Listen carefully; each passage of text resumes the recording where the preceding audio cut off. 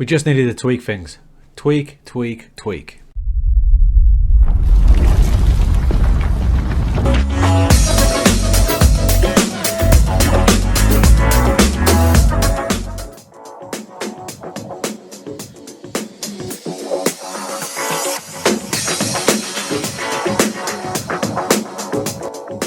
Welcome to episode 11 of Earthquake. We're into season 6.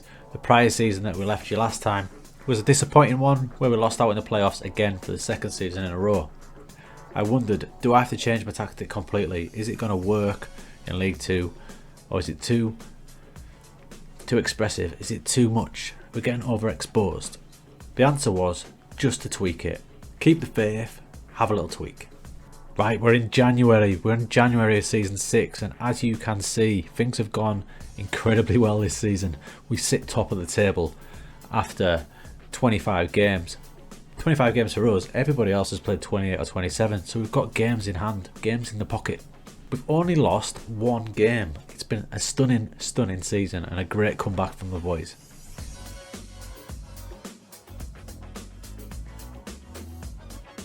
What have we done differently? You can probably see there, we're still 4-4-2. We've just tweaked things a little. We've tweaked a few roles. We haven't gone nuts. We've just changed a few little things and it's done the business.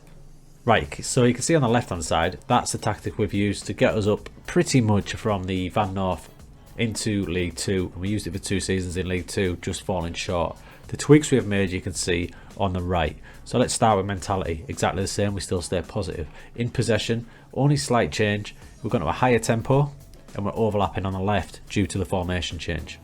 Out of possession, what we've changed there is we're pushing higher up the pitch with a higher line of engagement alongside a higher defensive line. So we're putting more pressure on the opposition and we're doing get stuck in as well, unless we get a load of bookings, and then we'll back off a little bit. Now as the positions go, because obviously the formation is the same, things that have changed are the roles. So first off, the full-backs. I've got a wing-back now instead of a full-back on support. So the wing-back is going to get higher up the pitch more often, especially as you can see in front of him is with an inverted winger. So he's going to provide all the width. On the other side, I've got a full-back on defend, just to keep us a bit more solid, because in front of him we've got a winger on attack, and I was finding we were getting a bit exposed down that side. It's been working well. Excuse me. Centre backs stay the same. In midfield, a few little tweaks. The deep line playmaker and the winger on attack are exactly the same. Next to them, all change. The box-to-box midfield has changed to a central midfielder on support. Central midfielder on support won't get as far forward as often, but it gives us a bit more solid base in the middle. Outside him, instead of an out-and-out winger, I felt we were getting a little bit too predictable for teams, so we've got an inverted winger. He's going to drift in a bit, allowing the wing-back next to him to bomb past and provide the width, so we've got a bit more bodies in the middle of the park. Up front, same. Target man, attacking forward, advanced forward, sorry. Different players here and there, but they're the formations. Lie Cheat and Still version 2 is now doing bits. That's not to say that Lie Cheat and Still version 1 wasn't good, it was. I just feel like the opposition had us scouted a bit too much and we were getting a little bit too predictable.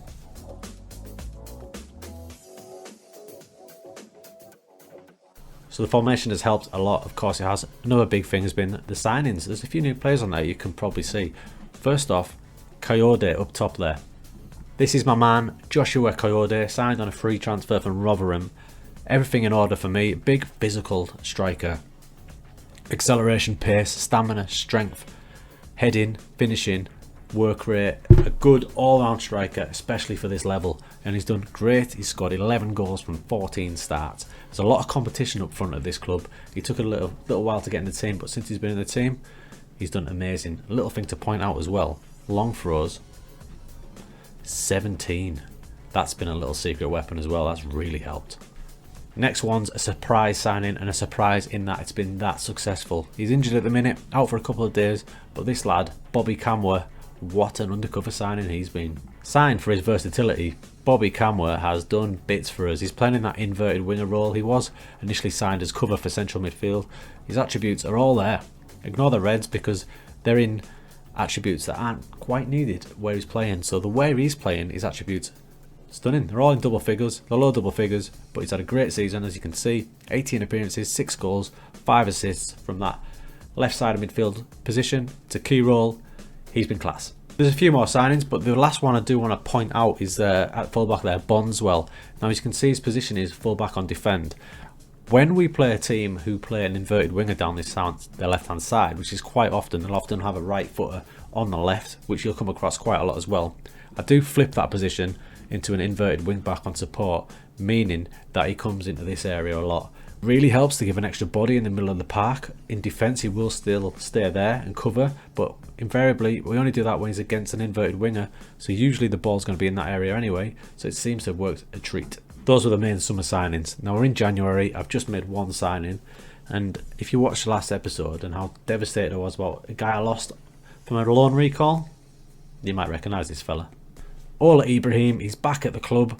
He was out of contract in the summer. We tried to get him, but we couldn't quite get him. He ended up going to Motherwell, but it didn't work out for the lad.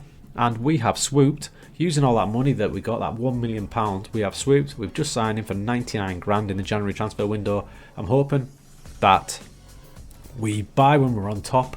We just make our team even better, even though we're top of the league. He's going to come in and add some steel to that central midfield.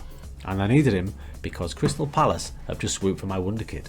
Now, if you've seen my retraining video I just put out the other day, you'll know that Jonathan Obank here, we've retrained him into a central midfielder, deep line playmaker.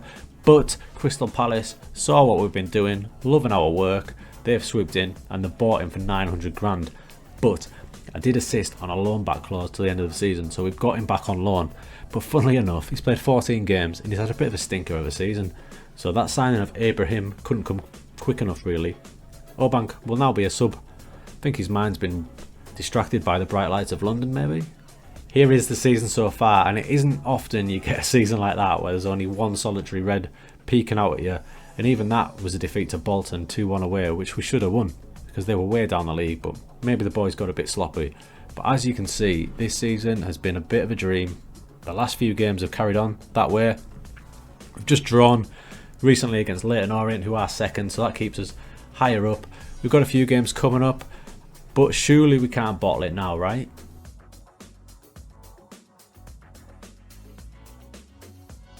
So we can't possibly bottle it, can we? We sit first, we played 25, we've got 58 points, 3 go up from this league, 48 points is 4th place, so we're 10 clear, 3 games in hand, potentially 19 points clear.